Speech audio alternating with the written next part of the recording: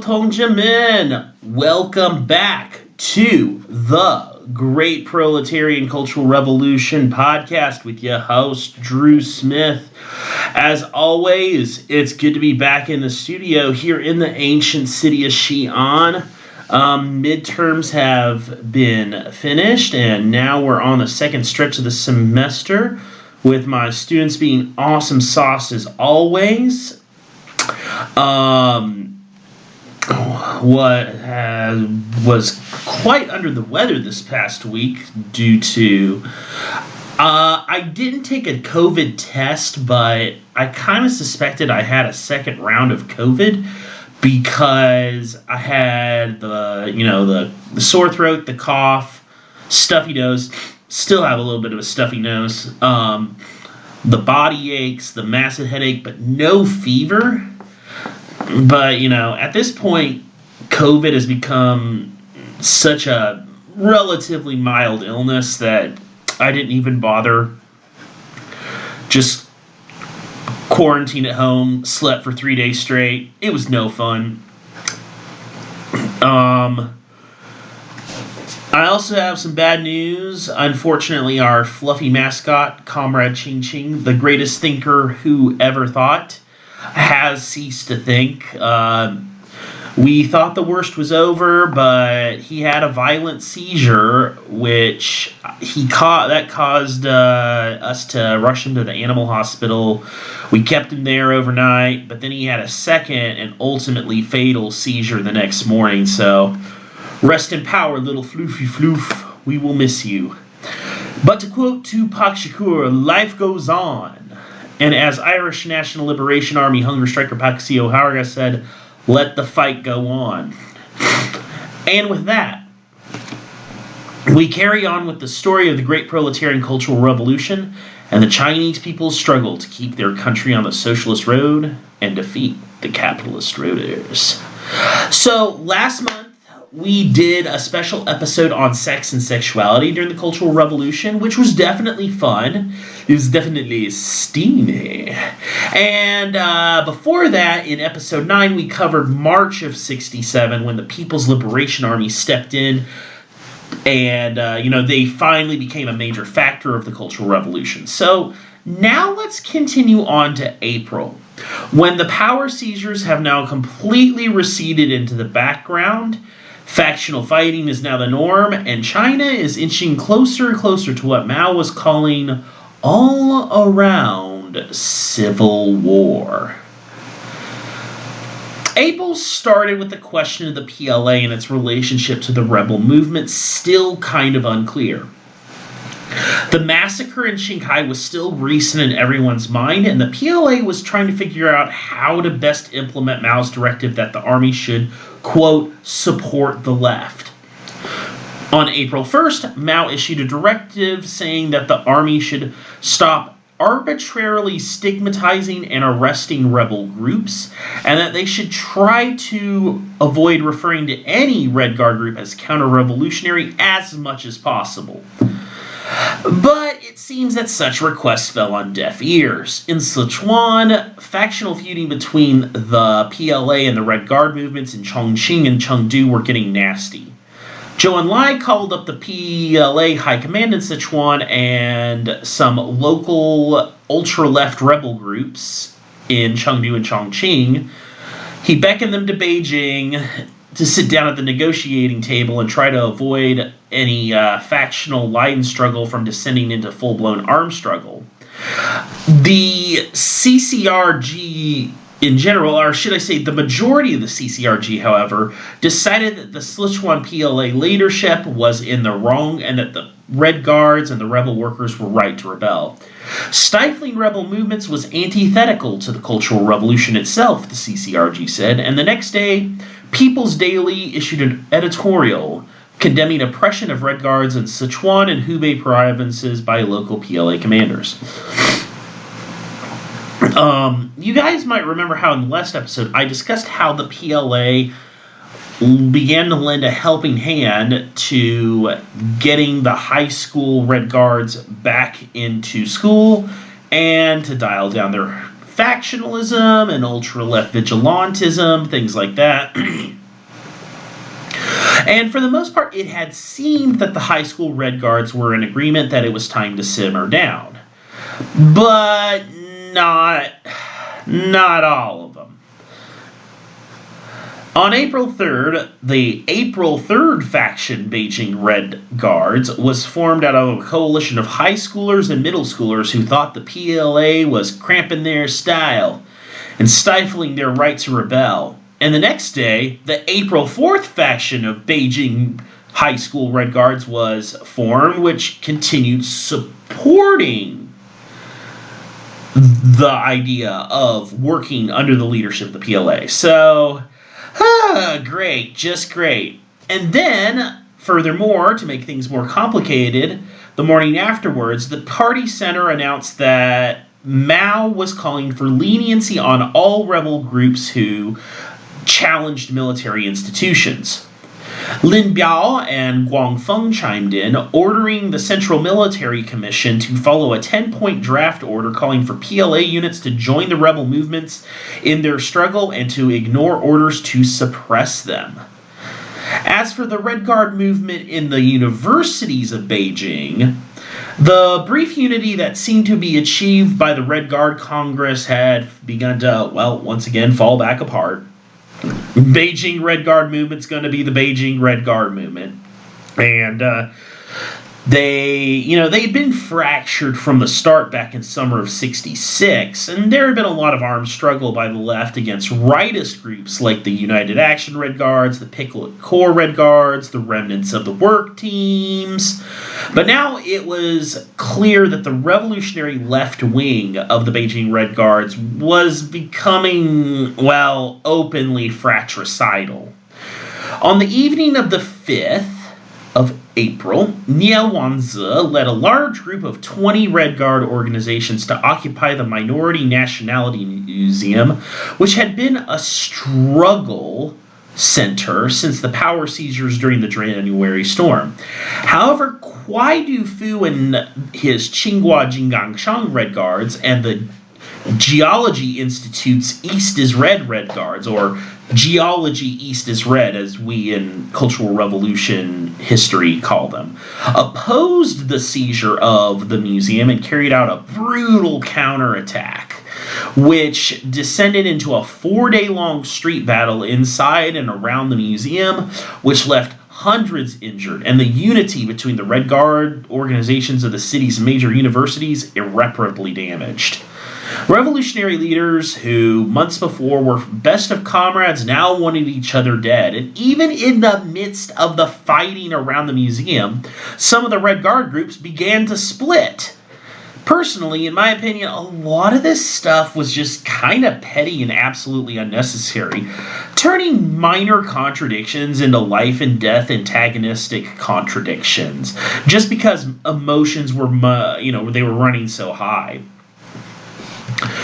On the morning of the 8th, Nie Wanzi and Kwai Du-fu came together to try to get their respective factions to calm the hell down, retreat to neutral territory, and have a principled line struggle meeting. However, their pleas were falling on deaf ears.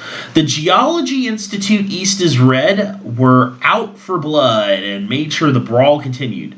Qi Benyu and Beijing Mayor Wu De drove down to the scene of the battle and joined Nie and Kwai in appealing for calm. And after a while, the battle ceased.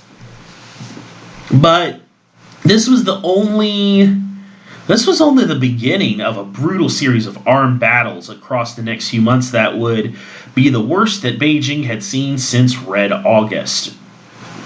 Meanwhile, Liu Shaoqi and his wife Wang Guangmei were being put through yet another struggle session. Back when Wang Guangmei visited Indonesia in 1963, 4 years prior, to meet with President Sukarno, she wore a very expensive pearl necklace. And in socialist China, even before the Cultural Revolution, wearing such bougie things was a serious faux pas. even on a diplomatic trip. And the Chinese people never really forgot about that social gaffe that Wang made.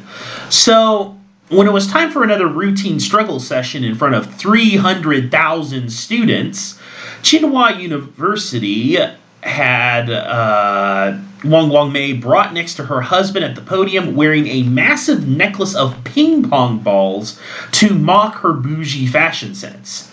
The crowd roared with laughter, waving their little red books and chanting repeatedly, "Revolution is not a dinner party! Revolution is not a dinner party!" Which was a jab because Liu Shaoqi and Wang Mei, they loved holding lavish state dinner parties on the party's dime whenever foreign dignitaries were in town for diplomatic meetings. Liu, Wang, and about 100 of their allies were forced into the airplane position, holding their arms out and bending over to look like an airplane for hours until they began to collapse from exhaustion. From then on, ping pong balls became a very popular way of humiliating female capitalist voters during struggle sessions all around China. But mutual hatred of Liu Shaoqi and Wang Mei was not going to keep the Beijing Red Guard movement together. On April 11th, the Geology East is Red faction stormed Beijing University campus, crashing into the gates with broadcasting lorries that were proclaiming, "Disband the Red Guard Congress! Drag out Ye Wanzi!" For 2 days, Beijing University was a brutal battleground with hundreds of people injured or arrested until finally the CCRG sent a people's militia team to order everyone to go home. While the April 11th incident was over, 7 more armed battles would be waged across Beijing's campuses across the rest of the month, leaving hundreds injured and about a dozen dead. Any pretense of unity between student revolutionaries was now gone, and a full-blown civil war between Beijing's colleges had begun. And sadly, it would not subside until the summer of next year, when the 100-Day War broke out at Tsinghua. The revolutionary process in the capital was not all doom and gloom, however, and some consolidation of revolutionary forces was taking place with the help of Chairman Mao himself. So, on April 20th, 1967, the Beijing Revolutionary Committee was proclaimed with great fanfare. Finally, the new form of revolutionary democratic power that had been taking place in other parts of the country, like Shanghai and Heilongjiang, had consolidated itself in the capital, and jubilation rippled through the country. The morning of the 20th, Beijing Worker Stadium was packed to the brim with over 100,000 workers, soldiers, Red Guards, and leftist party officials to celebrate the establishment of the new Revolutionary Committee. At the same time, 1 million people packed Tiananmen Square to celebrate the new power as a victory of Chairman Mao's revolutionary line. Xie Fuji, the Minister of Public Security, was elected chairman of the Revolutionary Committee, and Beijing Mayor Wu De and Ye Wanzi were elected vice chairs of the committee. It was a revolutionary committee where the leadership was comprised of almost entirely hardline Reds, with very few compromise candidates. At the beginning of the rally, Xie proclaimed, "The old Beijing Municipal Party Committee, which has been occupied by a small group of counter-revolutionary revisionists for a long time, has always waved the red flag to oppose the red flag. They have always imposed a blockade on the Central Committee, headed by Chairman Mao, turning Beijing into an independent kingdom and into a base for their counter-revolutionary restoration. Therefore, it is necessary to go straight to the nest of counter-revolutionary revisionism on the old Municipal Party Committee and beat them to pieces." The crowd roared back, "Smash the Beijing Municipal Party Committee! Smash the Beijing Municipal Party Committee!" As a group of Red Guards took to the stage and smashed the old Beijing Municipal Party Committee and municipal government placards to pieces. Across the rally, Zhou Enlai, Jiang Qing, Zhang Tongchao, Kang Sheng, Chen Buda, and Lin Biao gave speeches and read out a joint statement together from the Revolutionary Committee called Message to Salute Chairman Mao Zedong, which proclaimed that counter-revolutionary forces in China were on the verge of extinction, that all poisonous weeds had been uprooted from Beijing, and that Mao Zedong was the reddest red sun in the hearts of all proletarians across the world. Finally, the rally ended with singing "Sailing the Seas Depends Upon the Helmsman" and the Internationale as red balloons were launched into the air. The entire city erupted into repetitive cheers of "Long live Chairman Mao" for hours, and street celebration in every district of town lasted deep into the night. The establishment of the Revolutionary Committee in the capital was barely holding things together, however. At Tsinghua University, the Red Guard movement split yet again between the new 414 Red Guards that opposed Kwai Du-Fu's established Jingangsheng Red Guards. In an act of amnesty, Chairman Mao and the CCRG ordered the release of the leadership of the United Action Red Guards from jail in hopes that they could be rehabilitated. But of course, they immediately threw themselves into the fray. By the last week of May, 133 armed battles had erupted across the capital and over 1,000 were wounded. In Heilongjiang, the rebels who made up the Heilongjiang Revolutionary Committee were fighting with the anti-PLA, quote, bombardment group Red Guards. In Shanxi, Zhejiang, Fujiang, Guangxi, and Guangdong provinces, the mass movements had mostly fractured into three-way battles between leftist, rightist, and ultra-leftist Red Guard groups, and many PLA and People's Militia units were joining in the fray. In Nanjing, the pro-power seizure and anti-power seizure rebel factions that I described in episode 7 went back to war, and soon the armed struggle between the two spread across the entirety of Jiangsu province, with many dozens dead. The worst and bloodiest by far, however, was in Sichuan. Let me tell you about Sichuan. Sichuan had had its share of power seizures during the January storm like everywhere else, but by late April things had seemingly split into the Red Guards on one side, the rebel cadres and rebel workers on the other, and the PLA on yet another side. And then, of course, the Red Guards were split in between pro-establishment and anti-establishment rebels. By the end of April, 4,000 Red Guards had been arrested, although Jiangqing was campaigning for their early release.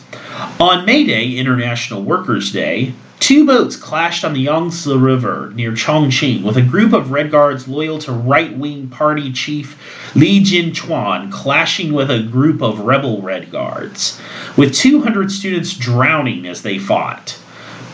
3 days later, Chengdu broke out into fighting, with rebel students and rebel workers facing off with pro-Li students and workers, with several lives lost on both sides. On May 7th, Li Jinchuan was removed from power by the CCRG in Beijing, and the new preparatory group, chaired by General Zhang Guoha, head honcho of the PLA in Tibet, assumed the mantle as the provisional government of the province, which, if you know anything about Zhang Guohua, I hate that guy. He was terrible. We'll be talking a lot about him in our Tibet and Xinjiang episode, why I don't like him, and all the mess he caused with his rightist line. In fact, when I read that they had brought Zhang Guohua in as the main head of the peacekeeping troops in Sichuan, and had him take Li Jinchuan's place temporarily, that kind of took me aback. But I digress. Meanwhile, in the city of Yibin, Sichuan province, Red Guard, rebel workers, local people's militia, and various mass organizations clashed in a bloody mess that left 50 people dead and thousands wounded or arrested. In Chongqing, the August 15th Red Guards attempted to shut down the city with a mass student and workers' strike, and then seizing control of the railways, paralyzing the city entirely. In Chengdu, a battle at Manufacturing Factory Number 132 was the site of a brutal armed battle between rebel workers and Red Guards that ended with 45 students dead and over 1,000 injured, only ceasing when PLA units from another province came in and stopped it. Indeed, all of Chengdu had become basically a bloodbath, rebel workers and peasants having to beat back pro-Li Red Guards repeatedly, resulting in heavy death tolls. On May 23rd, the new PLA-centered leadership in Chengdu addressed a mass rally, appealing for calm, but to no avail. Sichuan was, well, pardon my French, but it was a veritable clusterfuck, and it wasn't going to get any better anytime soon. Whew, boy.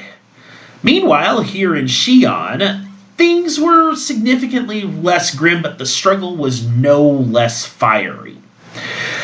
On April 23rd, a temporary ceasefire was called between all Red Guards and rebel factions, as well as the PLA's 21st Army within Xi'an city limits. However, the countryside of Shanxi province continued to descend into almost full-scale civil war, with non-antagonistic line struggle between factions becoming almost completely replaced with armed guerrilla warfare between rural Red Guard factions. Back in the city, however, on May 11th, Xi'an Jiaotong University Red Guards and their faction, which they headed, the Workers' General Headquarter Coalition, denounced Hua Xilan, the current pro-tempore provincial party secretary, as a, quote, big traitor of the Lu Shaoqi type, and claimed he was sheltering the recently toppled Sun Jia and Guo Qide. Huo was in support of the Northwest University-led Workers' Alliance faction.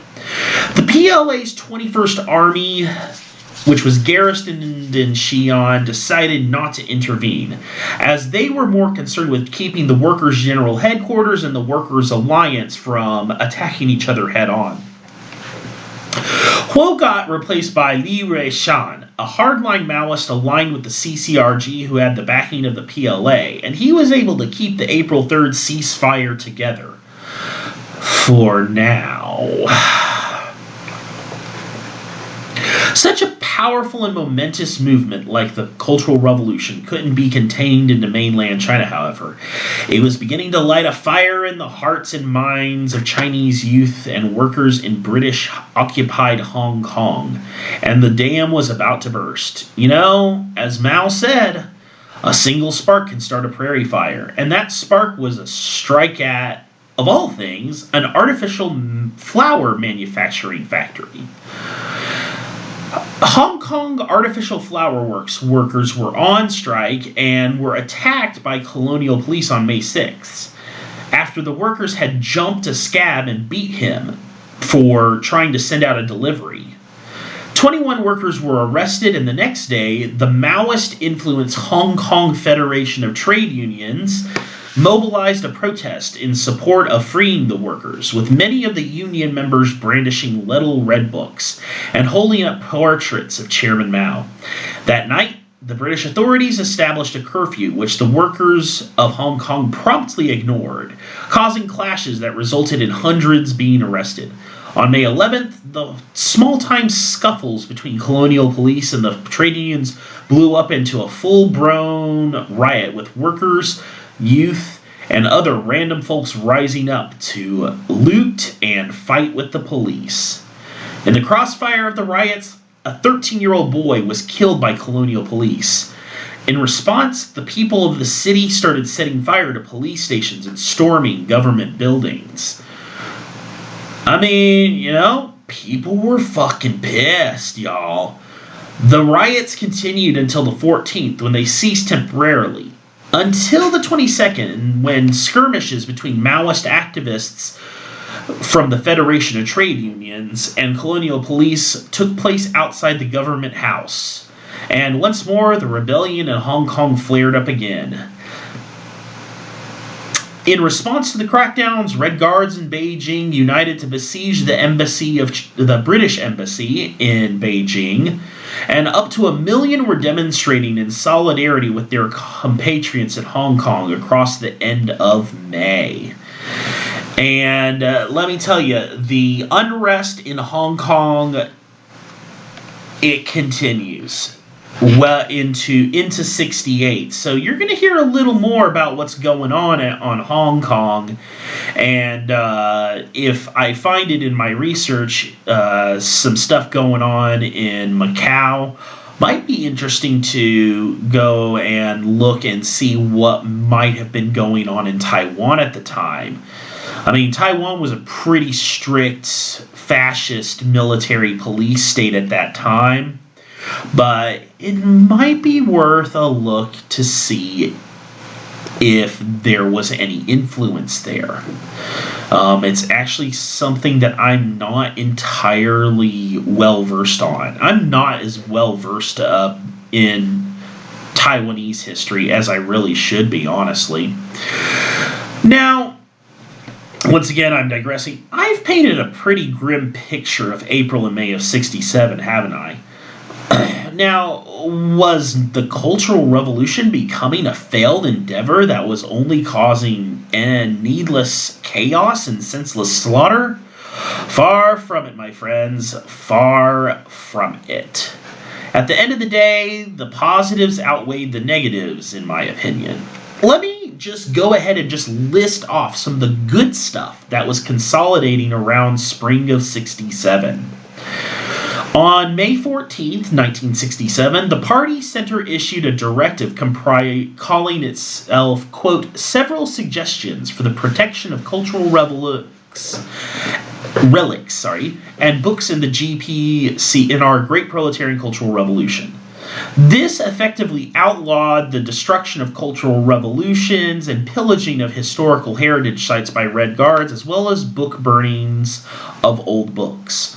The Destroy the Old World campaign had faded into the background during the power seizures. But now any potential negative aspects of the campaign could be officially curtailed by the army.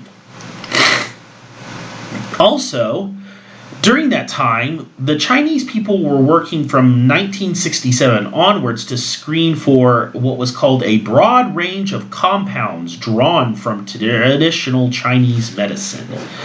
Using the concept of grass revolution promote production, the Chinese healthcare system worked to modernize TCM in order to expand and improve hospitals, clinics, and the pharmaceutical industry despite the chaos embroiling much of the country and things like embargoes and economic sanctions from the capitalist powers. There was also a blossoming of independent, non-government controlled press. Starting in 67, there were 542 official magazines and journals and 182 newspapers in circulation throughout China. More than 10,000 unofficial newsletters and pamphlets were being published by rebel groups, local workplaces, and military units, with 900 publications being circulated in Beijing alone. So you really began to see a blossoming of, in a sense, freedom of the press. People were taking media into their own hands and using it as an avenue for struggle. Meanwhile, in the realm of women's liberation, the women's committees that had replaced the now dissolved All China Women's Federation were expanding greatly across spring of 1967, helping women take a much more active part in governing Chinese society and challenging patriarchal behaviors among their male comrades. Meanwhile, the Revolutionary Workers' Congresses and other rebel worker groups that had replaced the now dissolved All China Federation of Trade Unions were now allowing for workers to have a much more direct democratic control of their workplaces, greater bargaining power, and holding factory managers and party secretaries more accountable than at any time since liberation in 1949.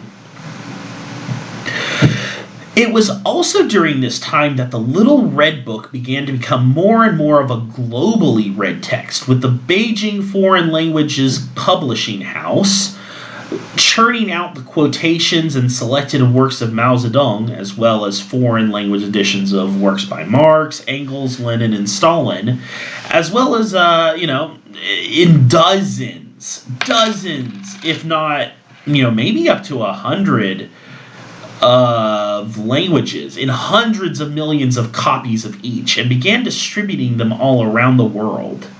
By May of 1967, the Foreign Language Publishing House was sending Little Red Books and other works of anti-revisionist Marxist-Leninist literature to over 100 countries, helping set the theoretical basis for many new communist and anti-colonial organizations. National liberation fighters in Africa, Asia, and the Middle East were reading Mao's works on guerrilla warfare and protracted people's war in order to apply them to their own struggle. The Black Panther Party in the United States began to take up the Little Red Book and organize study groups of Mao's works to see if Maoist theory could help them emancipate black communities within the United States, as well as sell Little Red Books to white college students in return to buy money for self-defense. We'll talk more about the Little Book in a later thematic episode. I want to do a special episode just entirely devoted to just the Little Red Book and its global impact. Maybe later this year, but just know that really spring of 67 was when the Cultural Revolution was becoming a global phenomenon that was inspiring workers, peasants, and oppressed peoples all around the world.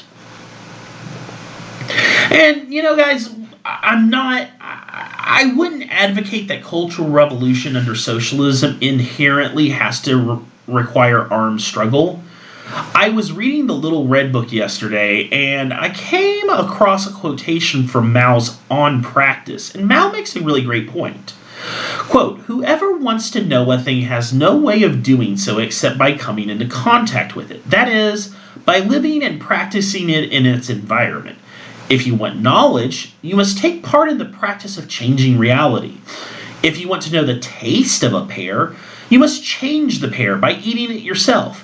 If you want to know the theory and methods of revolution, you must take part in a revolution." Mao wanted future generations of revolutionaries to come into contact with the revolution because otherwise they would lose the revolutionary ideology. But the question arises, how should I put it? How do we do that? How do we make that revolution without needless bloodshed or transforming non-antagonistic contradictions into antagonistic contradictions? I'll let you guys chew on that quote by Mao as we put a bookmark here and close up this episode.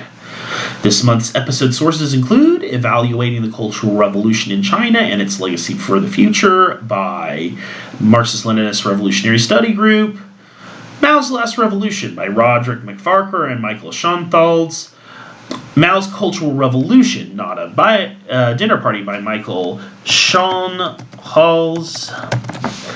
Let me see. What other sources did we use? The Battle for China's Past, Mao and the Cultural Revolution by Mo Bolgao.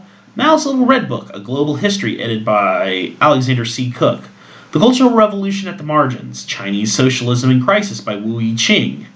Agents of Disorder, Inside China's Cultural Revolution by Andrew G. Walder. Fractured Rebellion, The Beijing Red Guard Movement by Andrew G. Walder. Let's see. The Unknown Cultural Revolution by Dongping Han. The Policy of the Military Supporting the Left and Spread of Factional Warfare in China's Countryside, Shanxi, 1967 and 1968 by Shinichi Tanigawa. Hong Kong's Watershed, the 1967 Riots by Gary Chung. Colony and Conflict, the Hong Kong Disturbances of May of 67 through January 1968 by John Cooper. Warmly applaud the establishment of the Beijing Revolutionary Committee by the People's Daily Editorial Committee from Peking Review, April 28th, 1967. All right, folks. I know that was a slightly shorter, on the shorter side episode, but that's really all I can say right now. No corrections corner this month, but it's always good when that happens. Next month is going to be another thematic episode, but I'm waiting to see which one we'll do. I'll find out in the next couple of days. Most likely we'll be doing Tibet in Xinjiang during the Cultural Revolution. But, when I was at the Tongguan County Kite Festival in Weinan a few weeks back, I met an old Red Guard and former PLA veteran who speaks English. And he said he'd be down to come on the show if he has time this month. So, fingers crossed. I've had a potential I've had a little Red Guard, my friend Uncle John, come on, and a few months back we almost had a Red Guard from Weinan come on the show, but he had to drop out for various reasons. Either way, whether it's an interview with the Red Guard or if it's the Tibet and Xinjiang episode, it's going to be a great show. You comrades are going to love it, as you always do. Well, folks, it is raining cats and dogs outside here in Xi'an, and the day is coming to an end. I don't work tomorrow. My Chinese language lessons are canceled because my teacher has to go out of town. So I got nothing to do tomorrow except for hit the gym. So I'm going to brew up some barley tea, have a Cantonese egg tart, and watch some Netflix and read some manhua, which is like Chinese manga. So, until next time, comrades, as Chairman Mao says, be resolute, fear no sacrifice, and surmount every difficulty to win victory. Much love to you all. 再见，同志们。